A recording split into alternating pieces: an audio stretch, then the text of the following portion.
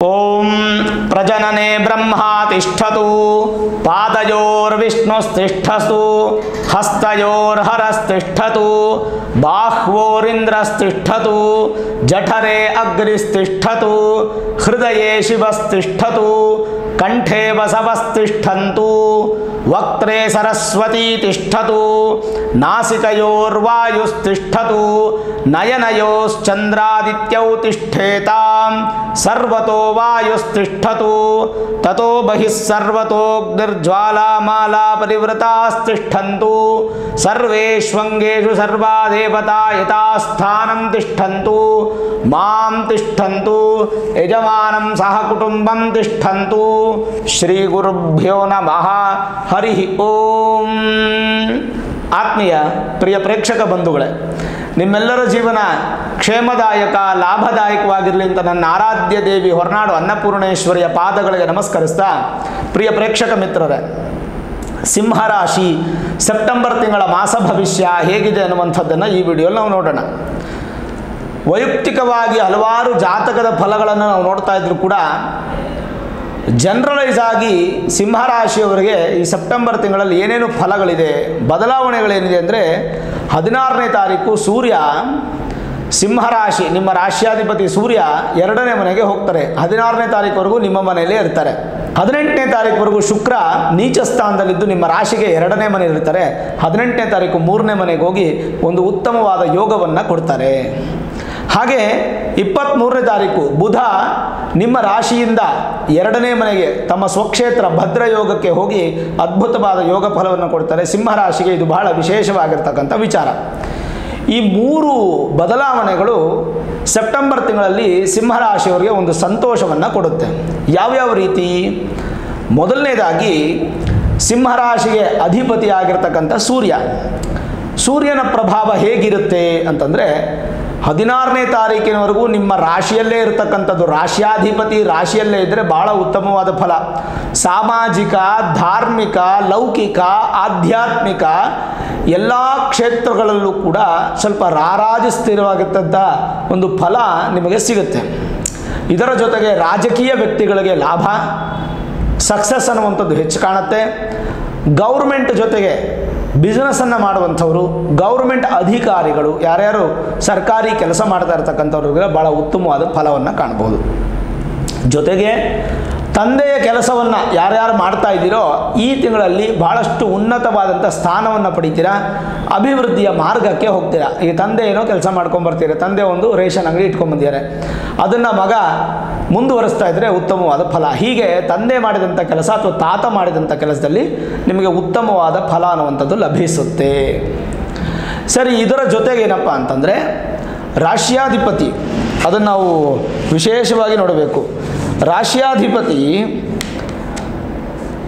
ನಿಮ್ಮ ರಾಶಿಯಲ್ಲೇ ಇದ್ದರೆ ಏನೇನು ಫಲ?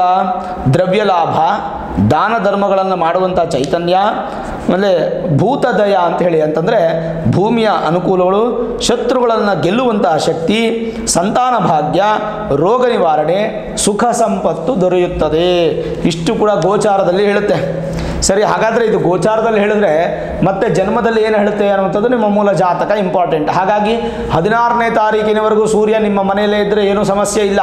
16ನೇ ತಾರೀಕು ನಂತರ ಸೂರ್ಯ 2ನೇ ಮನೆಗೆ ಹೋದ್ರೂ ಸಮಸ್ಯೆ ಇಲ್ಲ. ಯಾಕೆಂದರೆ ಅದು ಮಿತ್ರನ ಮನೆ ಆಗುತ್ತೆ, ಅಲ್ಲಿ ಕೂಡ ಪಾಸಿಟಿವ್ ಆಗಿ ಒಂದು ಅಭಿವೃದ್ಧಿಯನ್ನು ಕಾಣಬಹುದು. ಒಳ್ಳೆ ಜೊತೆಗೆ ಬುಧಾದಿತ್ಯ ಯೋಗ ಅನ್ನುವಂಥದ್ದು ಸಿಂಹರಾಶಿಯವರಿಗೆ ಇದೆ. ಇನ್ನು ರಾಶಿಯಿಂದ ಸಪ್ತಮ ಮತ್ತು ಷಷ್ಠಾಧಿಪತಿ ಆಗಿರತಕ್ಕಂಥ ಶನಿ ಪ್ರಸ್ತುತ ಅಲ್ಲೇ ಇದ್ದಾರೆ, ಕಂಟಕ ಶನಿ ಪ್ರಭಾವದಲ್ಲಿದ್ದೀರಾ. ಶಿವನ ಆರಾಧನೆ ಮಾಡೋದನ್ನು ಮಾತ್ರ ಮರಿಬೇಡಿ. ಸಿಂಹರಾಶಿಯವರು ಶಿವನನ್ನು ಕುರಿತು ಧ್ಯಾನವನ್ನು ಮಾಡುವಂಥದ್ದು, ವಿಶೇಷವಾಗಿ ಈಶ್ವರನ ಒಂದು ಅಷ್ಟಕ ಅಂತ ಹೇಳ್ತೀವಲ್ಲ, ಯಾವುದಾದ್ರೂ ಒಂದು ಅಷ್ಟಕಗಳು ಅಥವಾ ಶಿವನ ಮಂತ್ರಗಳು, ಶಿವಾಪರಾಧ ಕ್ಷಮಾ ಸ್ತೋತ್ರಗಳನ್ನು, ಪ್ರಾರ್ಥನೆಗಳನ್ನು ಮಾಡುವಂಥದ್ದು ಭಾಳ ಒಳ್ಳೆಯದು. ಅದನ್ನು ಮಾಡುವುದರಿಂದ ಕೂಡ ನಿಮಗೆ ಕಂಟಕ ಶನಿ ಪ್ರಭಾವ ದೂರ ಆಗುತ್ತೆ. ಇನ್ನು ಗುರುಬಲ ಅನ್ನುವಂಥದ್ದು ಇಲ್ಲ ಸಿಂಹರಾಶಿಯವರಿಗೆ. ಯಾಕೆಂದರೆ ನಿಮಗೆ ಸಿಂಹರಾಶಿಯವರಿಗೆ ಪಂಚಮ ಮತ್ತು ಅಷ್ಟಮಾಧಿಪತಿ ಆಗಿರ್ತಕ್ಕಂಥ ಗುರು ದಶಮ ಸ್ಥಾನದಲ್ಲಿದ್ದಾರೆ. ಹಾಗಾಗಿ ಗುರುಬಲ ಅನ್ನುವಂಥದ್ದಿಲ್ಲ. ಗುರುಬಲ ಇಲ್ಲದಿದ್ದರೂ ಸಹ ಗುರುವಿನ ಆಶೀರ್ವಾದ ಇರುತ್ತೆ, ಗುರುವಿನ ಸಹಕಾರ ಇರುತ್ತೆ. ಯಾಕಂದರೆ ಸಿಂಹರಾಶಿಗೆ ಅಧಿಪತಿ ಅಂತ ಸೂರ್ಯನಿಗೆ ಗುರುಮಿತ್ರ.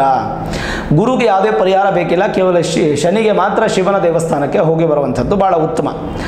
ಇಲ್ಲ ಶಿವನ ದೇವಸ್ಥಾನ ನನಗೆ ಹತ್ತಿರದಲ್ಲಿದೆ ಅಂದರೆ ಹನುಮಂತನ ದೇವಸ್ಥಾನಕ್ಕಾದರೂ ಹೋಗಿ ಬರ್ತಕ್ಕಂಥದ್ದು ಭಾಳ ಒಳ್ಳೆಯದು. ಯಾಕಂದರೆ ಶನಿ ಪ್ರಭಾವದಿಂದ ಈ ತಿಂಗಳು ನಿಮಗೆ ಸ್ಲೋ ಆಗುತ್ತೆ, ಕೆಲಸಗಳು ತುಂಬ ಸ್ಲೋ ಆಗುತ್ತೆ, ನಿಧಾನಗತಿಯಾಗಿ ಸಾಗುವಂಥ ಸಾಧ್ಯತೆಗಳು ಹೆಚ್ಚಾಗಿ ಕಾಣಬಹುದು. ಸರಿ, ಅದರ ಜೊತೆಗೆ ರಾಶಿಯಿಂದ ಚತುರ್ಥಾಧಿಪತಿ ಯಾರು? ಕುಜ. ಹಾಗೆ ಭಾಗ್ಯಾಧಿಪತಿ ಅವರು ಕುಜ.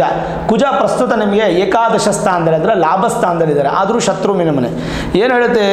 ಕುಜನು 11ರಲ್ಲಿದ್ದರೆ ದ್ರವ್ಯ ಲಾಭ, ಶರೀರ ಆರೋಗ್ಯ, ಸುಖ ಸಂಪತ್ತು, ಪುತ್ರ ಲಾಭ್ಯ, ಮಂಗಳಕರವಾದಂಥ ಕೆಲಸ, ಭೂಮಿಯಿಂದ ಲಾಭ, ಧನಧಾನ್ಯ ಸಂಪತ್ತು ಲಭಿಸುತ್ತದೆ.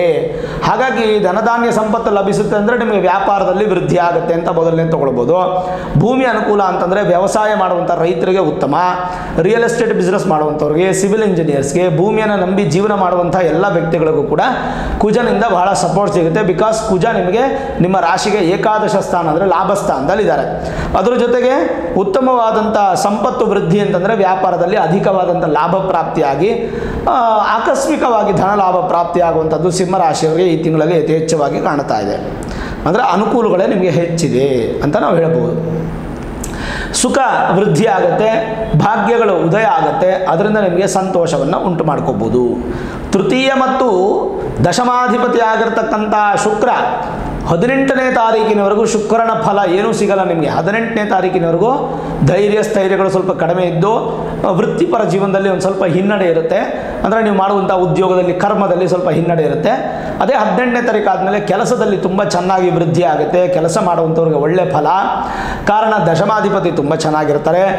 ತೃತೀಯಾಧಿಪತಿ ತೃತೀಯ ಸ್ಥಾನಕ್ಕೆ ಬಂದರೆ ಮಾಳವ್ಯ ಯೋಗ ಉತ್ಪತ್ತಿ ಆಗುತ್ತೆ. ಆ ಯೋಗದಿಂದ ಸಿನಿಮಾ ನಟ ನಟಿಯರಿಗೆ, ಕಲಾಕ್ಷೇತ್ರದಲ್ಲಿರ್ತಕ್ಕಂಥವ್ರಿಗೆ, ಕ್ರೀಡಾಪಟುಗಳಿಗೆ ಹಾಗೂ ಸಂಗೀತ, ಭರತನಾಟ್ಯ ಇತ್ಯಾದಿ ಕಲೆಯನ್ನು ಹೊಂದಿರತಕ್ಕಂಥವ್ರಿಗೆ, ಅದನ್ನು ಉದ್ದೇಶಿಸಿ ವಿದ್ಯೆಯನ್ನು ಕಲಿಯುವಂಥವ್ರಿಗೆ, ಅದನ್ನು ಉದ್ದೇಶಿಸಿ ನೀವು ನಿಮ್ಮ ಜೀವನವನ್ನು ಸಂಪಾದನೆ ರೂಪದಲ್ಲಿ ಕಟ್ಕೊಳ್ಳುವಂಥವ್ರಿಗೆ ತುಂಬ ಚೆನ್ನಾಗಿರುತ್ತೆ. ವಾಹನಕ್ಕೆ ಅಧಿಪತಿ ಶುಕ್ರನೇ ಆದ್ದರಿಂದ ಸೇಲ್ಸ್ ಆ್ಯಂಡ್ ಸರ್ವಿಸ್ ಆಗ್ಬೋದು, ಅಥವಾ ವಾಹನ ಚಾಲನೆ ಮಾಡುವಂಥವ್ರಾಗ್ಬೋದು, ವಾಹನ ತಯಾರಕರಾಗ್ಬೋದು, ಮಾಲೀಕರಾಗ್ಬೋದು, ಇವರಿಗೆಲ್ಲ ತುಂಬ ಚೆನ್ನಾಗಿ ಒಳ್ಳೆಯ ಫಲ ಸಿಗುತ್ತೆ.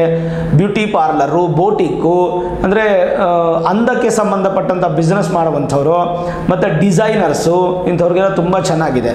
ಜೊತೆಗೆ ಈ ಮಾಡೆಲಿಂಗ್ ಮಾಡುವಂಥವ್ರು ಮತ್ತು ಫ್ಯಾಷನ್ ಡಿಸೈನಿಂಗ್ ವಿದ್ಯಾಭ್ಯಾಸ ಮಾಡಿ ಅದರ ಉದ್ಯೋಗ ಅಥವಾ ಅದರ ವ್ಯಾಪಾರ ಮಾಡುವಂಥವ್ರಿಗೂ ಕೂಡ ಶುಭ ಫಲವನ್ನು ನಾವು ಕಾಣಬಹುದು. ಓವರಾಲ್ ನೋಡಿದಾಗ ಶುಕ್ರ ನಿಮಗೆ ಉತ್ತಮವಾದ ಫಲವನ್ನೇ ಕೊಡ್ತಾನೆ. ಇನ್ನು ಬುಧ ಅಂದರೆ ಶುಕ್ರ ಕೊಡೋದು ನಿಮಗೆ 18ನೇ ತಾರೀಕು ನಂತರ, ಅಲ್ಲಿವರೆಗೂ ನಿಮಗೆ ಕೊಡೋದಿಲ್ಲ. ಇನ್ನು ಬುಧ ನೋಡಿ, ಬುಧ ಅಂತೂ ಅದ್ಭುತ ಬಿಡಿ. ಸಿಂಹರಾಶಿಯವರಿಗೆ ದ್ವಿತೀಯ ಸ್ಥಾನಾಧಿಪತಿ ದ್ವಿತೀಯ ಸ್ಥಾನಕ್ಕೆ 23ನೇ ತಾರೀಕು ಬರ್ತಾರೆ.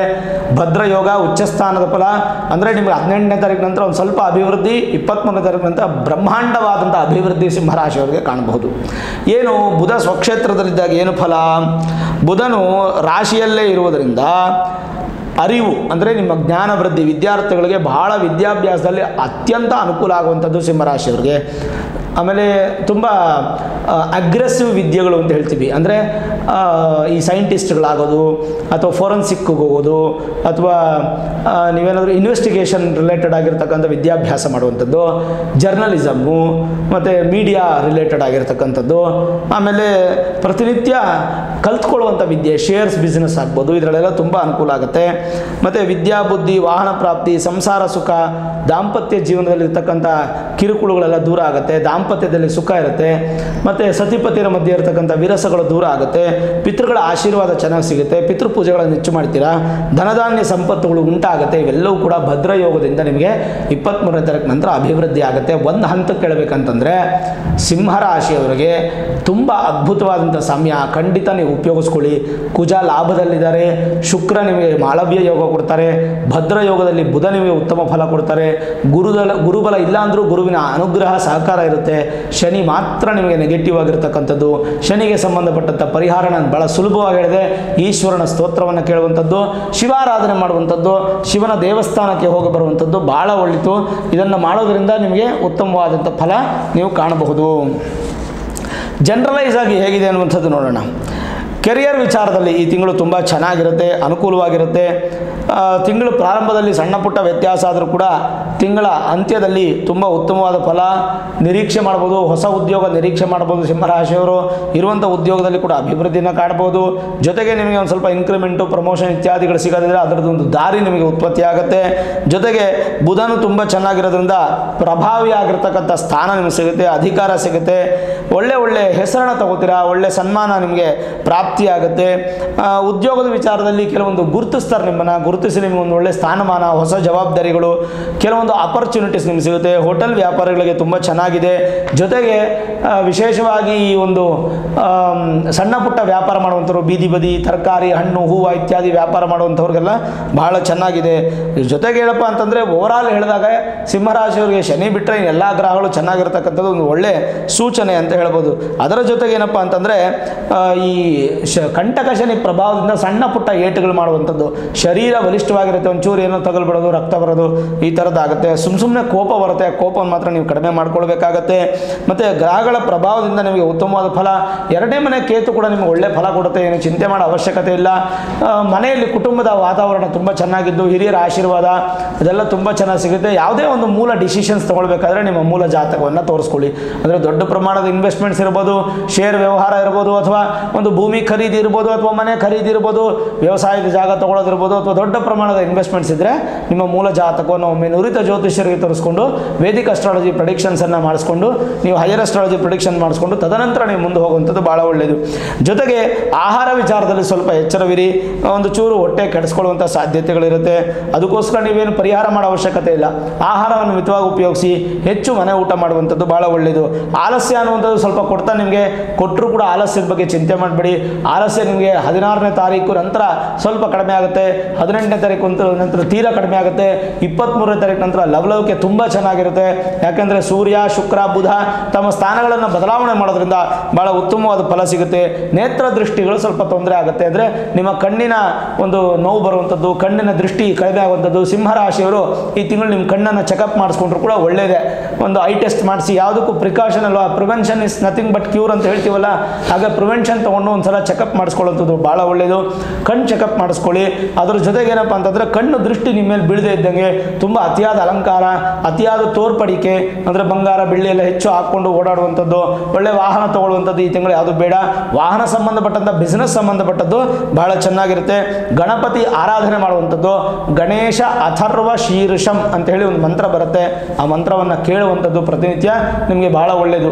ಓವರಾಲ್ ನೋಡಿದಾಗ ಈ ತಿಂಗಳು ನಿಮಗೆ ಇರ್ತಕ್ಕಂಥದ್ದು ಎರಡೇ ಒಂದು ವಿಚಾರ ಏನಪ್ಪ ಅಂದರೆ, ಒಂದು ಶನಿಗೆ ಸಂಬಂಧಪಟ್ಟ ಹಾಗೆ ಶಿವ ಸ್ತೋತ್ರಗಳನ್ನು ಕೇಳುವಂಥದ್ದು, ಶಿವನ ಮಂದಿರವನ್ನು ದರ್ಶನ ಮಾಡುವಂಥದ್ದು. ಜೊತೆಗೆ ಎರಡನೇದೇನಪ್ಪ ಅಂತಂದರೆ ವಿಶೇಷವಾಗಿ ಗಣಪತಿಯ ಧ್ಯಾನವನ್ನು ಮಾಡುವಂಥದ್ದು, ಗಣಪತಿ ಸ್ತೋತ್ರ, ಗಣಪತಿ ಅಥರ್ವ ಶೀರ್ಷವನ್ನು ಕೇಳುವಂಥದ್ದು. ನೋಡಿದ್ರಲ್ಲ, ವಿಶೇಷವಾಗಿ ಸಿಂಹರಾಶಿಯವರಿಗೆ ಈ ಸೆಪ್ಟೆಂಬರ್ ತಿಂಗಳಲ್ಲಿ ಹೇಗಿದೆ. ಭಗವಂತನ ಆಶೀರ್ವಾದ, ಗಣಪತಿ ಅನುಗ್ರಹ, ಶಿವನ ಆಶೀರ್ವಾದ, ಶಿವನ ಅನುಗ್ರಹ ನಿಮ್ಮ ಮೇಲೆ ಸದಾ ಇರಬೇಕು ಅನ್ನುವಂಥದ್ದೇ ಬಹಳ ಮುಖ್ಯವಾದ ಪ್ರಾರ್ಥನೆ. ಈ ವಿಡಿಯೋ ಇಷ್ಟ ಆಗಿದ್ರೆ ಲೈಕ್ ಮಾಡಿ, ಶೇರ್ ಮಾಡಿ, ಮುಖ್ಯವಾಗಿ ನಮ್ಮ ಚಾನಲ್ಗೆ ಸಬ್ಸ್ಕ್ರೈಬ್ ಮಾಡಿ, ಬೆಲ್ ಐಕಾನನ್ನು ಪ್ರೆಸ್ ಮಾಡಿ. ಪ್ರತಿನಿತ್ಯ ನಾನು ಪೂಜೆ ಮಾಡುವಂತಹ ನನ್ನ ಆರಾಧ್ಯ ದೇವಿ ಹೊರನಾಡು ಅನ್ನಪೂರ್ಣೇಶ್ವರಿ ಆಶೀರ್ವಾದ, ಅನುಗ್ರಹ ಸದಾಕಾಲ ಮತ್ತೊಮ್ಮೆ ನಿಮ್ಗೆ ಸಿಗಲಿ ಅಂತ ಪ್ರಾರ್ಥನೆ ಮಾಡ್ತಾ, ಸರ್ವೇ ಜನಾಃ ಸುಖಿನೋ ಭವಂತು, ಸಮಸ್ತ ಸನ್ಮಂಗಳಾನಿ ಭವಂತು.